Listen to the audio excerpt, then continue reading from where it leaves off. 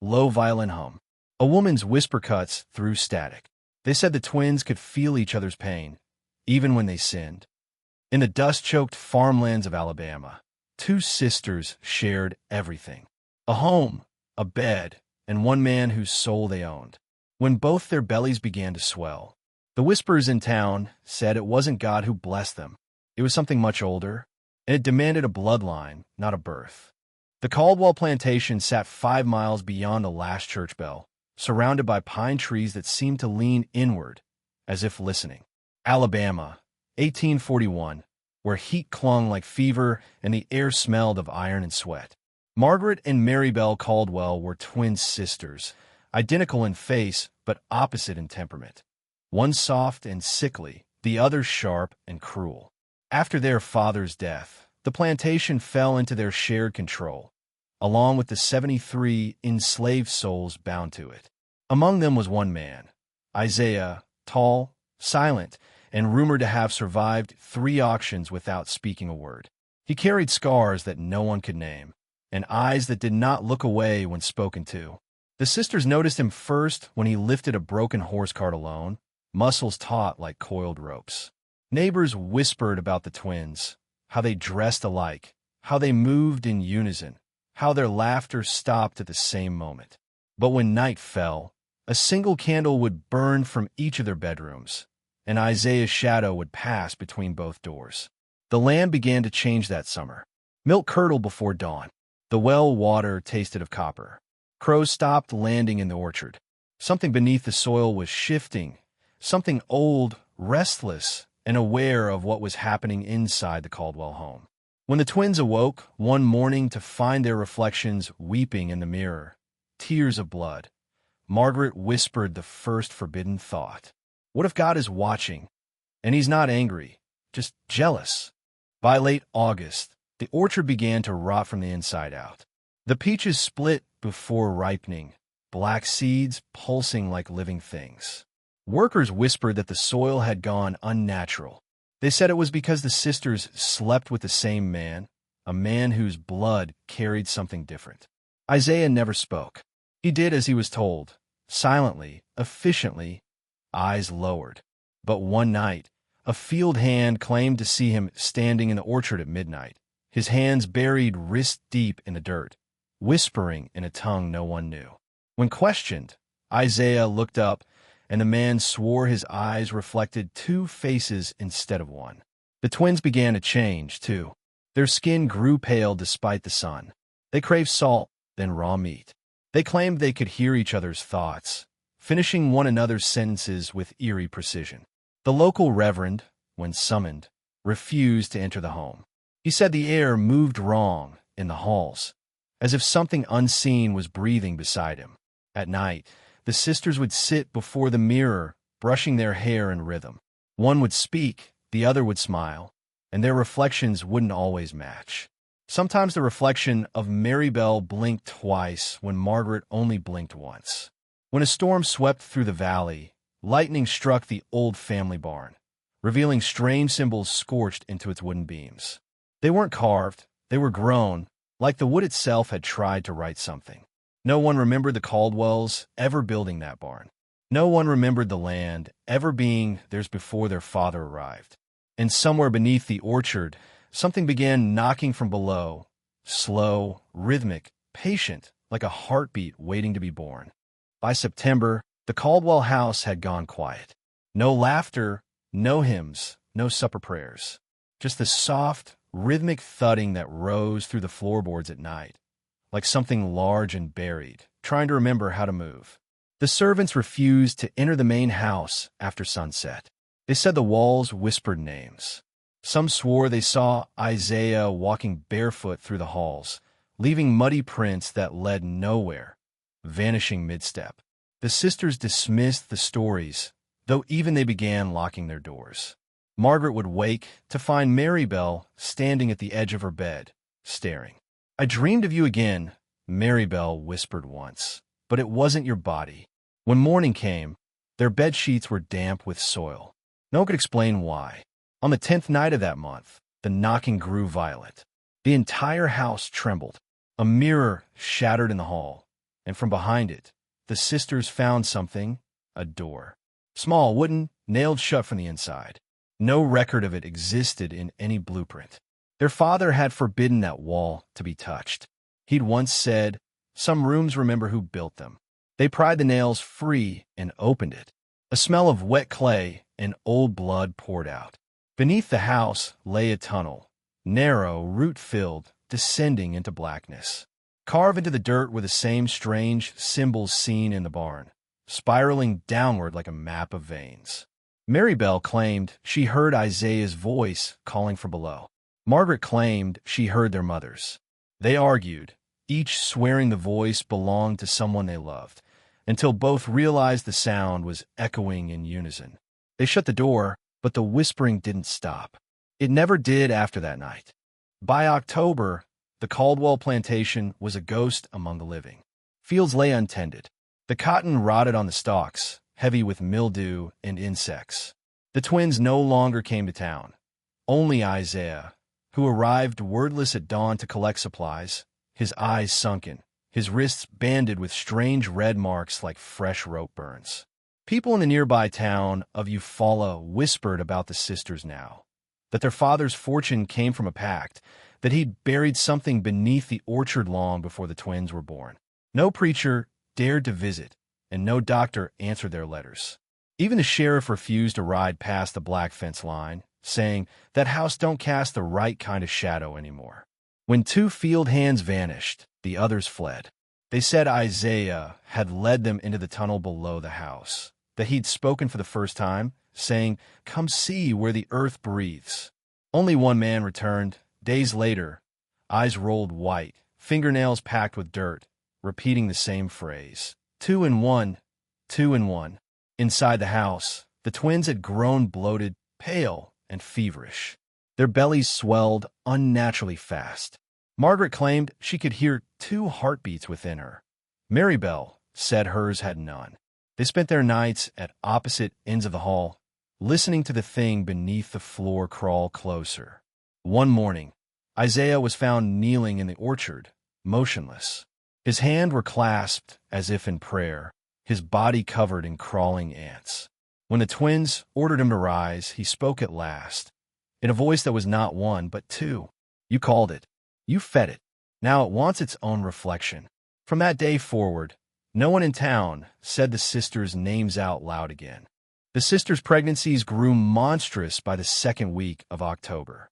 Their stomachs stretched tight, veined in black and violet, pulsing as though something inside was pressing outward, searching. The plantation doctor finally agreed to visit, bribed with gold and fear, but when he entered the house, he refused to cross the threshold into their room.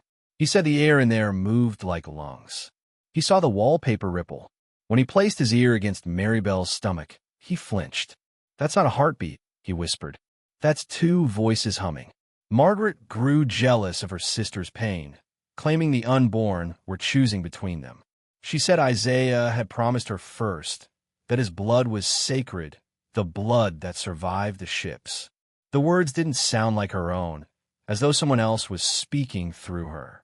One night, during a fever storm, lightning split the roof open. The rain came down red with clay, and the sisters' room filled with the smell of iron and rot. Isaiah appeared at their doorway, soaked and still. He whispered one thing: "It remembers your mother." Neither sister recalled their mother's face. Their father had always forbidden portraits, claiming she died in childbirth. But the next morning, they found her old Bible in the fireplace. Half-burned, the pages warped around a name scrawled in blood. Isaiah Caldwell, 1819. The ink was decades old. That night, Marybelle dreamt of their mother standing at the foot of her bed, holding 2 infants swaddled in rags, one screaming, one silent. She placed both in Marybelle's lap and said, "They were never meant to be born apart." When Marybelle woke, she was clutching a handful of soil. Beneath her nails, tiny white teeth. When Reverend Halpern finally broke his silence, his words chilled the entire county. He said the Caldwell family had long been tied to a secret order, one older than the state itself, called the Society of the Red Vein. It began, he claimed, when the first Caldwells arrived from Virginia in 1798.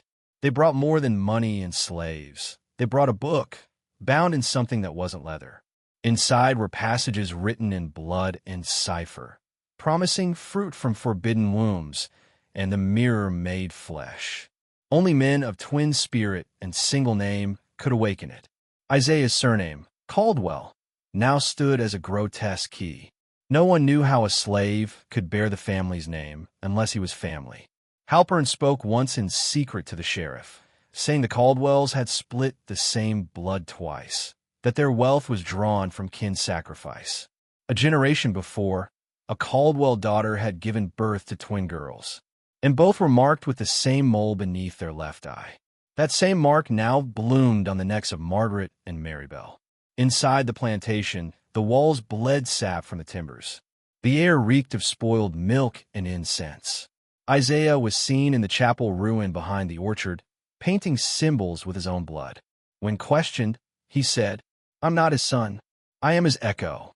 Margaret began keeping a journal, though she did not remember writing in it. The ink glowed faintly in the dark, pulsing like veins. She described dreams of a red river beneath the house, whispering in Latin, chanting, "Non gemini, unum cor." Not twins, one heart. The Reverend burned himself alive 2 days later. His final sermon was carved into the church door with his own fingernails. The womb remembers what the grave forgot. When word spread that Reverend Halpern had burned himself alive, the town finally turned its gaze toward the Caldwell plantation.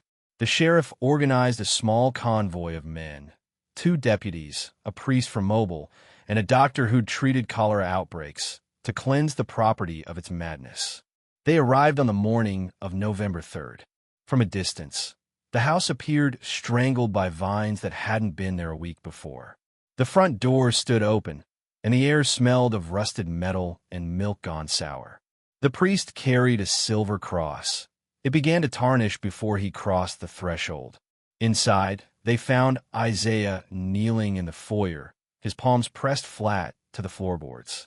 Beneath him, a faint thudding pulsed through the wood, like a heartbeat miles wide. He didn't move or resist.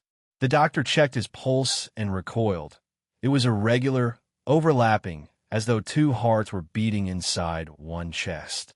The priest began reciting rites in Latin, sprinkling holy water. It hissed when it touched Isaiah's skin, releasing steam that smelled of burnt feathers. Then from upstairs, 2 voices began to wail, identical, rising and falling in perfect sync. The sheriff led the men up the staircase. At the top, they froze. Margaret and Marybelle stood in the hallway, holding hands, their nightgowns soaked red at the belly. Their eyes were rolled white, mouths open, whispering the same phrase over and over. "He is coming through us." The walls began to pulse. Boards expanded, groaning. The men tried to flee, but the doorways stretched and warped, sealing shut like closing wounds. The priest screamed as something unseen gripped him by the throat and lifted him from the floor. His silver cross split in 2. When the sheriff finally broke free and escaped through a shattered window, he swore he heard the twins laughing behind him. Not like women, but like children. The next morning, the plantation was abandoned. The sheriff shot himself before sundown. The official report on the Caldwell plantation was filed under domestic insanity, unsolved. The priest's name was struck from the registry. The sheriff's suicide was ruled accidental discharge. Within days, all mention of the Caldwell twins vanished from county ledgers. The church sealed its archives. The courthouse fire that followed burned only one room, the records room. And yet, something remained. In 1894, a junior clerk discovered an envelope wedged inside the spine of a census book.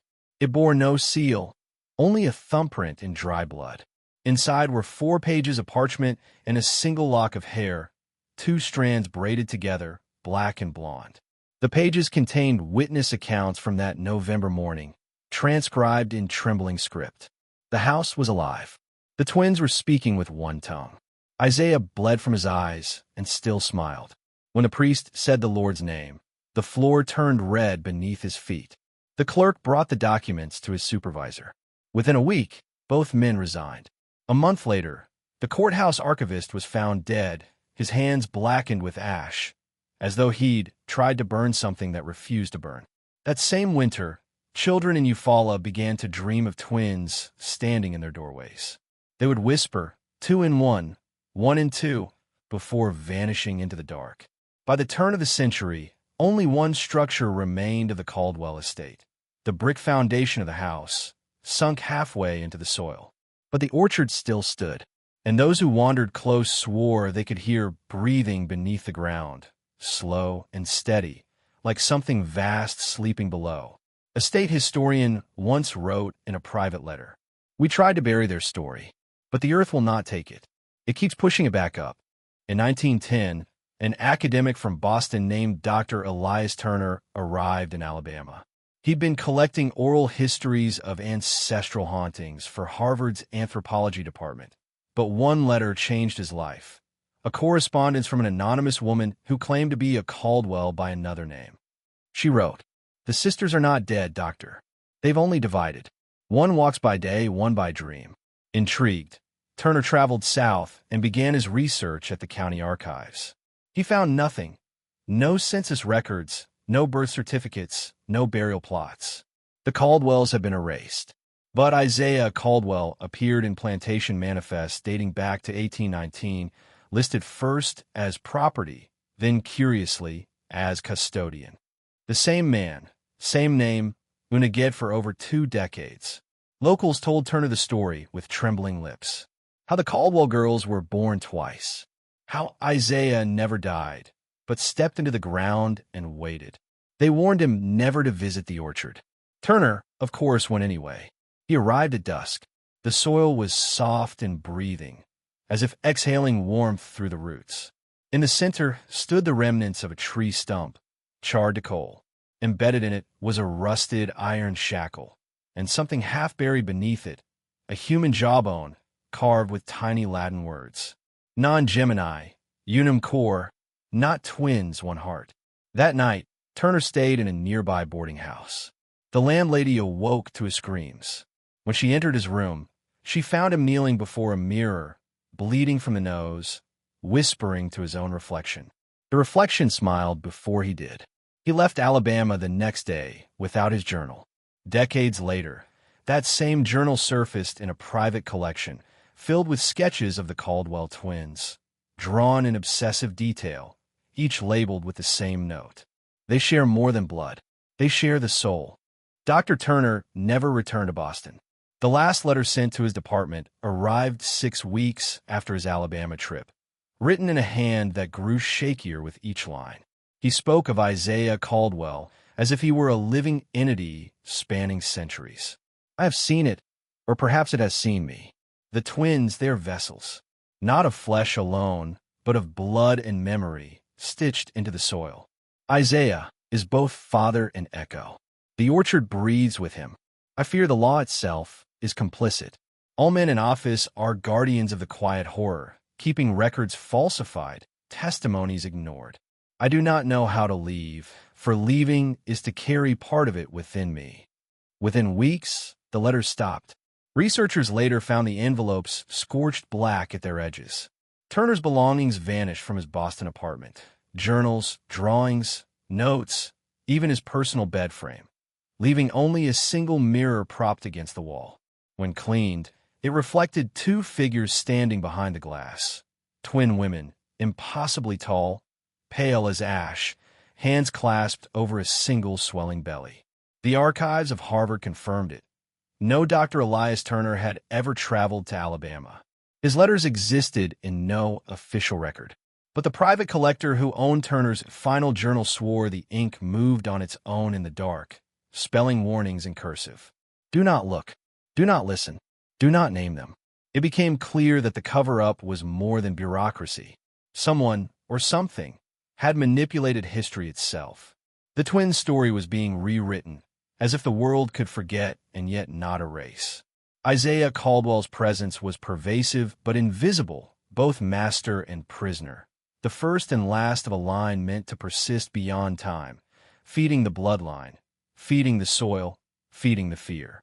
And somewhere, Deep beneath the orchard, the earth pulsed with the same slow heartbeat that had haunted the house for decades, waiting for anyone who dared uncover the truth.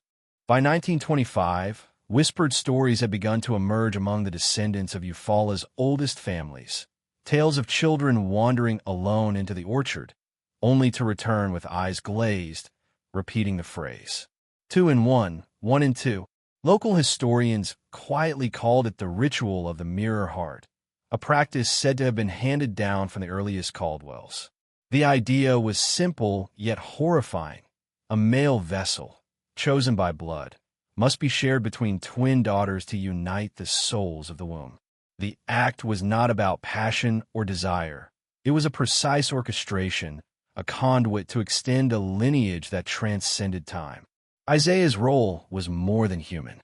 He was the linchpin, a man suspended between obedience and divinity. Reports indicated he bore the twins' weight willingly, but the weight was more than physical. The souls of each unborn child whispered through him, a chorus of anguish and obedience. Those who dared observe claimed Isaiah's eyes reflected each twin simultaneously, capturing both fear and ecstasy, both sin and devotion. Ancient texts discovered in a burned-down seminary hinted at similar rituals among forgotten Gnostic sects. The binding of twin spirits, the unification of male and female essence to channel a heart beyond death. The language was cryptic, but scholars noted a striking parallel to Isaiah's role in the Caldwell bloodline. The twins themselves began to display unnatural faculties. Margaret could anticipate Isaiah's movements before he made them. Mary Bell could influence the weather in subtle ways. A breeze through a closed window, the sudden falling of rain on dry soil. Each was learning to manipulate the world around them, extending control over people, animals, even the orchard itself.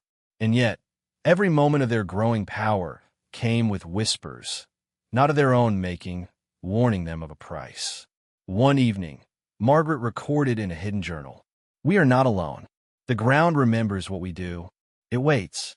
By 1930, the Caldwell twins' influence had extended beyond the plantation's crumbling boundaries. Locals reported seeing them on roads at dawn, standing perfectly still, as if waiting for some unseen procession. Those who approached claimed their voices entered the mind before it reached the ears, not spoken, but transmitted. Isaiah, now visibly aged yet impossibly strong, had become a conduit of this control. Observers described him standing in a trance, body rigid, eyes rolled back. He would speak rarely, but when he did, he conveyed truths and threats simultaneously. The orchard knows, the orchard judges, and it feeds. The twins' control over him, and themselves, was reinforced by ancient religious undertones embedded in the family's ritualistic practices. Candles burned in a triangular formation, mirrors placed opposite each other to reflect the single candle infinitely. Prayer-like chants, spoken in Latin and Cherokee, were said to summon shadows that walked behind the twins, correcting their posture, guiding their decisions, shaping their desires. Psychologists who later attempted to interview survivors of nearby towns reported striking similarities to what we now call mass suggestibility, entire communities manipulated by belief, fear, and ritual. Children could not sleep, adults could not leave. The twins' presence altered reality itself, bending perception until what was imaginary and what was true became indistinguishable. Even Isaiah, who had once been a man of flesh and blood, became psychologically fragmented.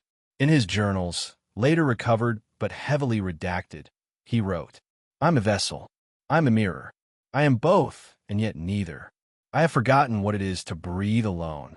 The twins thrived on this distortion, feeding off the obedience, the awe, the terror of those around them. Every ritual, every whispered command, every heartbeat pulsing beneath the floor reinforced the psychological cage. They were no longer sisters, they were. In the spring of 1935, a traveling archivist stumbled upon a hidden ledger buried beneath the Caldwell orchard. Bound in blackened leather and stitched with sinew, It contained the meticulous records of every ritual performed over decades: births, deaths, and disappearances. Each entry included dates, the twins' movements, and cryptic symbols resembling both European occultism and Native American shamanic marks. The ledger suggested that the twins' pregnancies were never natural. Every child born, whether survived or not, was cataloged as part of a cyclical pattern, feeding a greater body that spanned generations. The twins themselves were described not as humans, but as conduits for an ancient, persistent entity. Two in flesh, one in soul. Keeper of the mirrored line. He shall not die, he shall not sleep. Isaiah appeared repeatedly, listed under the title Custos, the keeper. The ledger implied that he was both servant and sacrificial vessel, bound by bloodlines older than the plantation. Symbols scrawled alongside his name suggested he had been ritually unmade and remade repeatedly, each time reinforcing the twins' psychic dominion over him. Those who dared examine the ledger reported nightmares, shadows moving across rooms where there were none, whispers of Latin phrases, and a sensation of being observed by a presence both corporeal and invisible. Some left the area entirely, a few went mad. Ancient religious undertones became more explicit in these writings. The twins were depicted as avatars of a forgotten duality: light and dark, sin and obedience, birth and death, performing a ritual designed to merge time and flesh into a single reflection. Isaiah's role was crucial, serving as the heartbeat connecting these planes. Every candle burned in the ledger's illustrations, every mirror drawn, every ritualistic mark hinted at a terrifying reality. The Caldwell twins were not merely humans corrupted by privilege. They were instruments of a living, growing horror, feeding an intelligence older than Alabama itself, and the world was only beginning to notice. By 1940, the Caldwell plantation had become a place the living dared not enter. Travelers reported seeing the house shifting subtly, walls leaning differently at night, doors appearing where none had been before, windows glowing faintly with candlelight, even when no one was home. It was said the house itself remembered every ritual, every heartbeat, every command whispered through the twins' mouths. The twins had grown unnaturally tall, their bodies elongated in subtle ways, their skin almost translucent in moonlight. Isaiah, once silent, had become a living record, murmuring the history of each ritual in voices that overlapped, speaking both past and future simultaneously. Locals claimed that standing in the orchard near him was like standing in two places at once, simultaneously aware and unaware. Every visitor, intentional or accidental, became part of a system of control. Mirrors reflected not their faces, but their deepest fears. Candles flickered with images of their ancestors' sins. Shadows moved independently, guiding or punishing those who lingered too long. The twins' voices could make children stop breathing mid-sentence or adults forget what they were about to say. The religious undertones of the rituals became undeniable. Ancient chants were recited in rooms where walls were never constructed, invoking protection, obedience, and the continuity of the mirrored bloodline. Observers noted that the twins seemed to grow stronger with every act of fear, with every whisper of obedience. Their control was no longer psychological alone. It had seeped into the very architecture of the land. Isaiah's role had shifted too. He was no longer merely a vessel. He was the pulse of the ritual, the bridge between the twins' corporeal forms and the unseen entity feeding them. His eyes, once human, now reflected the infinite. The orchard's roots, the house's walls, the bloodline's future, all converging into one endless cycle of power and horror. And yet, the most terrifying revelation was unspoken. The twins themselves no longer knew where they ended and the ritual began. By 1943, whispers about the Caldwell twins had spread beyond the county, carried in hushed tones by those who had glimpsed the estate from afar. They spoke of an entity living beneath the orchard, something older than the land itself, feeding on the bloodline, the rituals, and the very air around the twins. Isaiah had become a vessel for its will.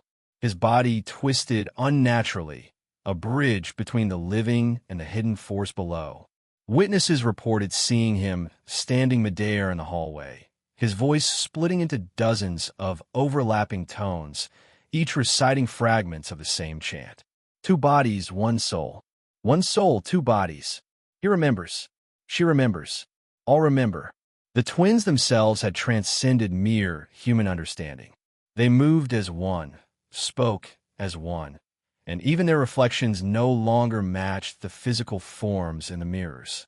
Every heartbeat, every breath, every whispered word seemed synchronized with a rhythm beneath the ground, a pulse that had nothing to do with life and everything to do with continuity.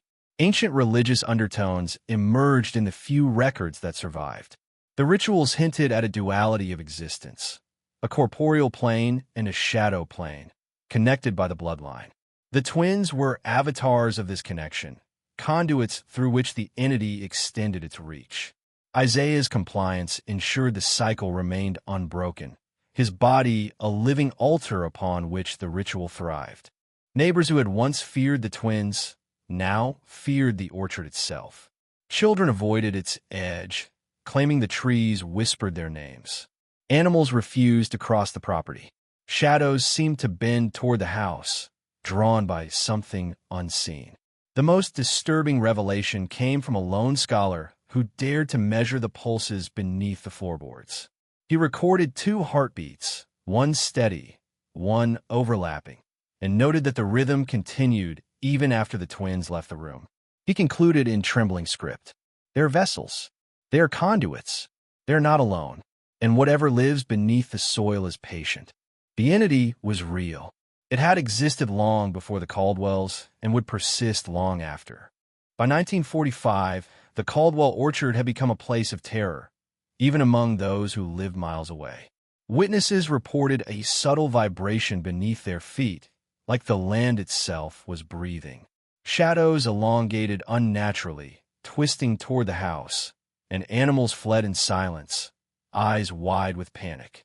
The twins had grown more grotesque, their movements simultaneously graceful and wrong. Margaret's limbs seemed slightly longer than normal. Mary Bell's eyes reflected light even in total darkness. Together, they could manipulate the orchard, branches bending toward them, fruits ripening and rotting in unison. Isaiah's body, once a mere vessel, had become a living altar for the entity beneath the soil. His chest rose and fell in impossible rhythm, synchronized with a heartbeat felt in the roots of the orchard itself. Whispers followed him wherever he went, not voices of the living, but fragments of children, lovers, and ancestors, all calling in overlapping tones. One night, a wandering surveyor dared to map the property. He reported seeing shadows of twin figures beneath the trees, moving independently from their physical forms, performing gestures he could not interpret. The wind carried their chant in broken Latin. Two become one. One becomes two. The soil remembers, the blood obeys. A neighbor's diary, discovered years later, described the orchard as alive, the earth itself shifting underfoot. When the twins passed, the ground trembled slightly, pulsing in sync with their steps, and Isaiah, standing at the center of it all, seemed to merge with the soil, a human conduit channeling some unseen, patient intelligence. By this point, the horror was undeniable. The twins were no longer merely human. They were extensions of the orchard, extensions of the entity. Their pregnancies, their shared bloodline, and Isaiah's tortured obedience had created a system that fed itself, a living, breathing mechanism of horror rooted in the soil. No visitor left the orchard unchanged. Some went mad, others disappeared, and yet the twins and Isaiah remained, eternal, bound, and horrifyingly complete. By 1947, the Caldwell plantation had become a living nightmare, its horrors whispered only in tremulous tones across the county. Investigators, drawn by reports of unnatural occurrences, found the orchard impossibly lush in the middle of drought, the air thick with the scent of iron and decay. The twins were no longer distinguishable as separate entities. Margaret's thoughts bled into Maribel's.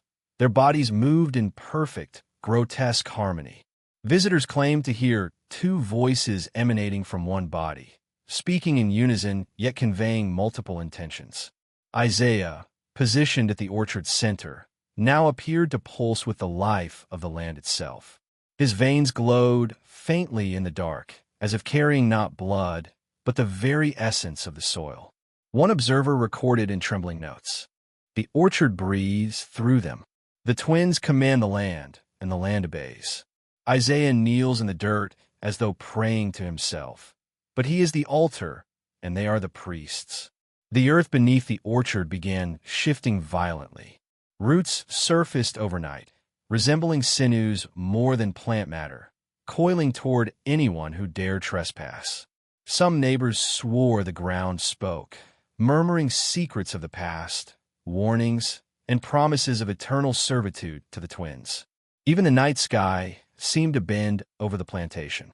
Moonlight struck the orchard in strange angles, illuminating ritualistic marks scorched into the earth, marks that predated the twins' births. Ancient runes suggested the presence of a covenant, one older than Alabama itself, demanding obedience, blood, and reflection. Isaiah's obedience was no longer voluntary. The twins' power had grown to something supernatural. The entity beneath the orchard had fully merged with them. The pulse of the land and the pulse of Isaiah's body were one, and the twins' shared presence acted as the catalyst for a horror that defied explanation. The last entry in a nearby farmer's journal read, "I walked past the orchard. The twins were there, and Isaiah was kneeling. The ground moved. I saw them in the earth itself. I do not know if I escaped or was let go." By 1948, the Caldwell plantation had ceased to resemble a house of humans. The orchard, the house, and the twins had become one entity, a grotesque network of flesh, soil, and shadow. Visitors who dared approach described a living lattice of roots pulsing like veins, the twins walking across it as though the ground were their own body. Isaiah, once the silent servant, now appeared to have fused partially with the land itself. His limbs were elongated unnaturally, and his chest rose and fell with a rhythm that seemed to sync with the earth's very heartbeat. The twins whispered to him constantly, their voices harmonizing in a tone that caused walls to bend and mirrors to ripple. One night, a traveling photographer trespassed to capture the infamous orchard. The images, later recovered, revealed impossible horrors, shadows with more limbs than human bodies, reflections of the twins in windows that did not exist, and Isaiah's face split into two, perfectly mirroring the twins' features. The photographer vanished the next day, leaving only his camera behind, still humming faintly. The twins' pregnancies reached a climax. Both gave birth simultaneously, one child alive, one stillborn, but the living child bore features of both twins and Isaiah. Witnesses later described seeing the infant's chest pulse in perfect synchrony with the orchard. Its eyes opened to reveal two pupils in each eye, reflecting the world in fractured duality. The ledger from decades prior, now rediscovered, referred to this moment as the birth of the mirror line, the intended culmination of centuries of ritual binding blood, soul, and land into one endless cycle. The entity beneath the soil, the twins, and Isaiah had completed a triad of horror, ensuring the perpetuation of a bloodline that was no longer simply human nor simply divine. Even today, locals report seeing the orchard move subtly at night. The wind carries a whisper, repeating over and over, "Two bodies, one soul. One soul, two bodies." The line continues. By 1949, the Caldwell plantation was no longer just a location. It was a living testament to horror. The twins, Margaret and Maribel, and Isaiah had become a singular triad, three bodies intertwined in purpose, controlling life, death, and the land itself. The orchard's roots now resembled veins feeding into the house, feeding into Isaiah, feeding into the twins, a continuous cycle of pulse and power. Witnesses who approached the property reported whispers that carried for miles. They heard two voices in one, a third humming beneath them, a sound that invaded the mind, bending thought and memory. Shadows shifted with intent, manipulating perception. Travelers swore they glimpsed figures walking through mirrors that should have reflected only them, only to realize the reflections moved independently, leading them away from safety. Inside the house, the twins no longer slept. Their pregnancies had produced a child, a being whose heartbeat matched the orchard, whose cries seemed to echo through the ground itself. Isaiah, kneeling eternally at the orchard's center, had become part altar, part conduit, part prisoner. Local reports spoke of animals fleeing in terror, of crops rotting overnight, of children waking screaming, repeating phrases no one taught them. 2 in 1, 1 in 2, he remembers we obey. Every ritual, every chant, every heartbeat fused them further with the unseen entity beneath the soil. The triad had transcended human comprehension.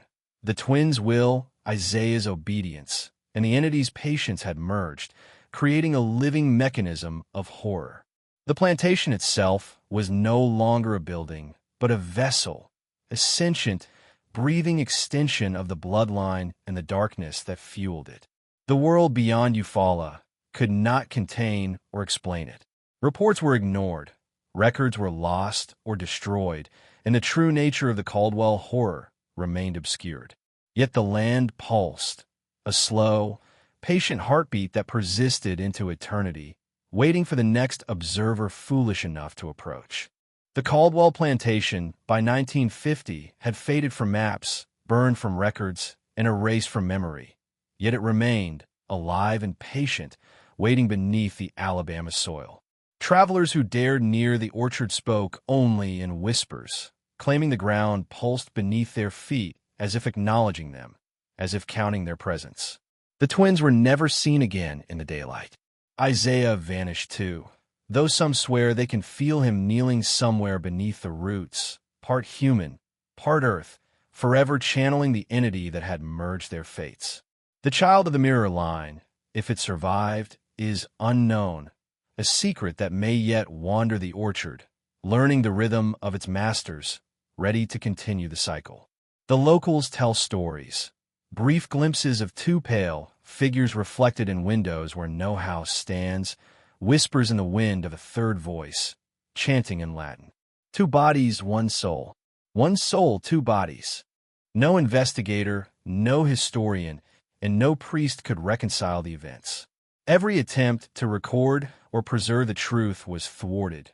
Burned journals, vanished witnesses, mirrors that fractured into shadows. The horror did not fade. It adapted, hiding in plain sight, in the earth, in reflections, in the rhythm of the wind through the trees. The ultimate question lingers. Does the orchard still pulse tonight? Does the triad still exist, hidden, watching, waiting for the next soul to enter its domain? Some say the twins' eyes can still be glimpsed in the bark of the oldest trees, staring into anyone foolish enough to peer too closely. And if you wander near the place where Alabama once held the Caldwell estate, listen carefully. Perhaps you will hear it, the slow, steady heartbeat of a horror that was never meant to be seen. A rhythm not human, not divine, but eternal. 2 bodies, 1 soul. 1 soul, 2 bodies. The orchard waits.